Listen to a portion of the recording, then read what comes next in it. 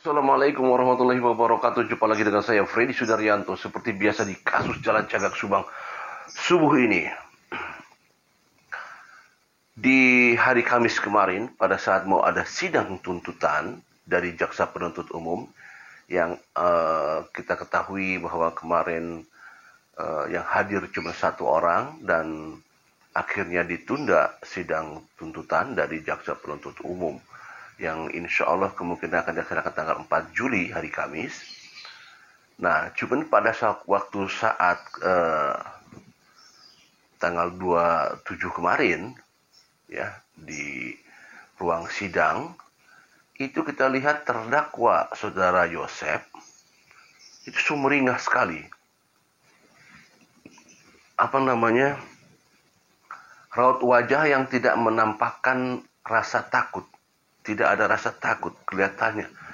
Ya, dari wajahnya melemparkan senyum kepada media di belakang. Ya, menatap kepada para media, termasuk juga menatap kepada saya, karena saya ada posisi di belakang Pak Yosep begitu. Artinya tidak terlihat ada rasa takut, tidak terlihat muka yang ada kekhawatiran gitu, malah sumringah aja. Apa ini sebenarnya yang membuat demikian? Padahal jelas-jelas, mohon maaf, padahal jelas-jelas di awal sidang dakwaan bahwa ada disampaikan oleh jaksa penuntut umum artinya ini kasus berencana dan jelas kasus pembunuhan yang berencana, berarti kita tahu bahwa apa sih vonisnya kan? Kita tahu vonisnya sangat berat yang dihadapinya, ya kan? Walaupun ini masih dalam proses penantian, ya, dalam proses penantian, tetapi kan tahu bahwa dakwaannya adalah apa gitu loh. Untuk saudara Yosep, bukan main-main ini kan. Beda kalau kita misalkan mencuri jambu air, mencuri permen di toko. Mungkin kita agak sedikit ketenangan lah, misalkan ya. Bandingannya kalau kasus pembunuhan kan. Karena tahu nanti bagian hipotesis itu apa ini. Tetapi ya gitu. Begitu tenang, Pak Yosep mengumbar senyum kepada media di belakang, menatap tajam.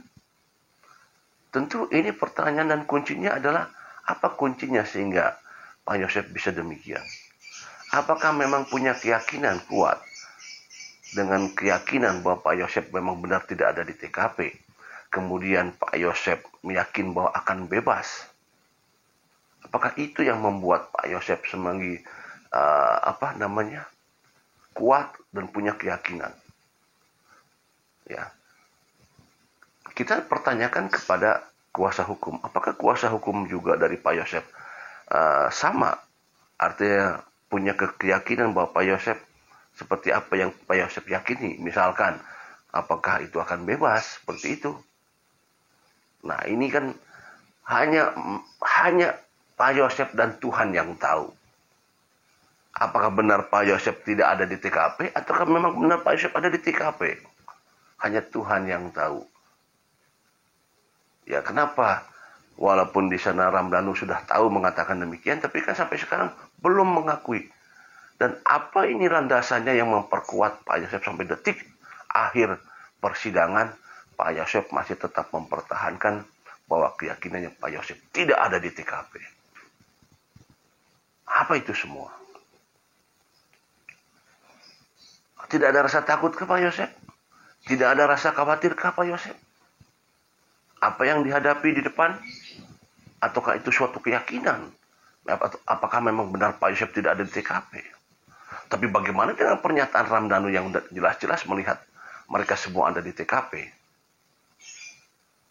Ya, mari kita lihat kalau saya mau katakan ya, tapi saya tidak bisa mengatakan di sini, tapi mari kita lihat karakter daripada profil siapa itu Ramdhanu, siapa itu Pak Yosep. Tentu kalau kita lihat bicara masalah profil, ya karakter dan lain sebagainya, itu hanya orang-orang dekat yang tahu. Hanya orang-orang dekat yang tahu. Ramdhanu, bagaimana tipikal Ramdhanu, ya, tipikal kebiasaan sehari-hari, ya, bagaimana dia cara apakah dia tipe pemarah apa bukan, apakah tipe pendiam apa bukan, ya, tipe pendendam atau bukan, itu siapa yang tahu? Hanya orang terdekatnya, terutama orang tuanya yang sangat-sangat tahu. Karena apa? Baik di depan, baik di media, itu bisa jadi senyum, baik, ya, tenang di depan umum. Tapi kan belum tentu kalau di dalam rumah, betul nggak? Ini logika kebanyakan orang. Kalau di rumah mungkin bisa marah, tapi kalau di depan orang dia tidak akan marah. Semua orang berperilaku demikian, sama. Nah, yang tahu profil daripada Ramdhanu adalah orang terdekatnya. Apakah dia tipe pendiam, tipe lugu, atau tipe pemarah? Sama halnya juga dengan Pak Yosep. Apakah Pak Yosep tipe pendiam, tipe lugu, atau tipe pemarah, atau tipe pendendam? Siapa yang tahu? Orang terdekatnya. Ya, orang terdekatnya yang tahu. Yang paling dekat dengan beliau, yang sehari-hari bertemu, sehari-hari ini, mereka lah yang tahu bagaimana karakter dan sifatnya. Ya, itu yang bisa. Nah, dari karakter itu minimal nanti kita bisa sedikit saja mengambil kesimpulan untuk sebuah petunjuk. Sebuah petunjuk untuk sebuah kesimpulan. Sedikit saja. Sedikit petunjuk untuk membuat sebuah kesimpulan. Oh, karakternya demikian. Oh, tipenya demikian. Ya, yang mana nanti akan disambungkan dengan kasusnya ini. Ya, kasusnya ini akan kita sambung. Bagaimana karakter Pak Yosep yang sumringah wajahnya, menatap kepada media, kemudian juga mengekspresikan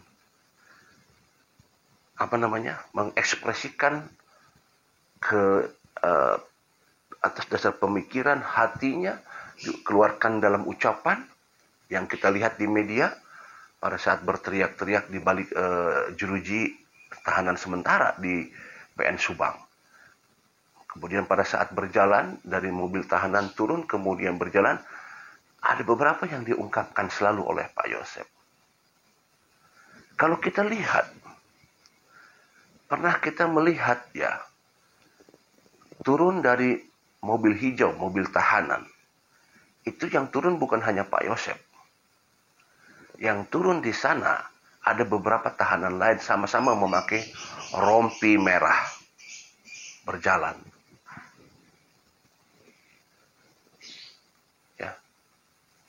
Kalau kita lihat adalah tahanan-tahanan yang lain lebih banyak menunduk. Walaupun ya memang tidak kenal dengan kita-kita. Lebih banyak menunduk, berjalan lurus, dan tidak mengekspresikan apa-apa.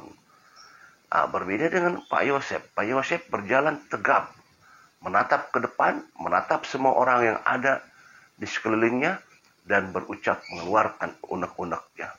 Pada saat berjalan maupun pada saat di sel. Ini adalah sebuah karakter. Karakter apa? Ya ini hanya orang-orang psikologi yang tahu. Ya.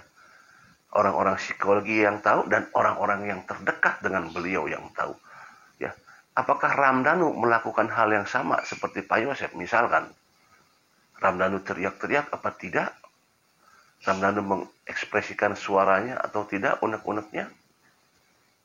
Mungkin selama ini kita tidak pernah melihat ekspresi yang dikeluarkan oleh saudara Ramdhanu pada saat baik itu di PN Subang. Ya, sementara kita hanya melihat Pak Yosep. Apakah ini suatu bentuk ekspresi keluapan atas dasar ketidakadilan? Kita juga tidak tahu. Hanya Pak Yosep yang tahu itu semua. Kenapa Pak Yosef melakukan demikian? Sekali lagi kalau bicara masalah karakter, apakah karakter Pak Yosef memang demikian? Hanya orang terdekatlah yang tahu. Ekspresif, ya, kemudian mengeluarkan unek-uneknya, kemudian berekspresi dengan ya semua disampaikan. Kita lihat ya ekspresi mengenai masalah, mengatakan masalah Irland itu dari awal sampai Pak Yosef itu mengatakan masalah Irland. Ya kan? Tentunya bagi kita kalau memang itu disampaikan oleh Pak Yosef, ya kita tidak menutup kemungkinan bahwa apa yang disebutkan oleh Pak Yosef bisa menjadi kenyataan bahwa saudara Irland adalah sebagai kunci dari permasalahan kasus Subang. Bisa saja, ya kan? Karena disebut-sebut oleh Pak Yosef. Justru masalahnya adalah kalau misalkan sampai tidak terjadi apa-apa dengan pelet-pelet saja, justru jadi ada apa? Nah, kembali lagi kita pagi ini hanya membicarakan karakter, profil dari Danu juga Pak Yosef. Bagaimana profil mereka, karakter mereka, sifat mereka, hanya orang-orang terdekat yang tahu. Ya, yang tahu. Demikian materi subuh ini. Assalamualaikum warahmatullahi wabarakatuh. Mohon maaf agak sedikit lebam karena begadang tadi malam sampai jam 12. Selamat pagi.